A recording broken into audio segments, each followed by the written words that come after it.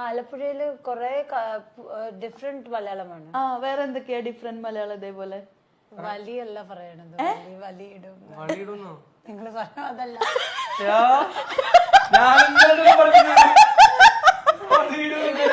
അതെന്ത് മലയാളോ? അതല്ല, അങ്ങനെ പറയത്തില്ല. ആലപ്പുഴയില് പൊരയിടുന്നാണ്. ഇതൊക്കെയാണ് എന്റെ അമ്മ ഇവിടെ പഠിപ്പിച്ചിരിക്കുന്നത്. വളയല്ല പോറിയാണ്. ആണ്, നിങ്ങളത് പറയുമ്പോ എനിക്ക് മനസ്സിലായില്ല. ഇവരൊരു കാര്യം ചെയ്തപ്പോ എനിക്ക് മനസ്സിലായില്ല ഇത് വലി എന്നതാണ്.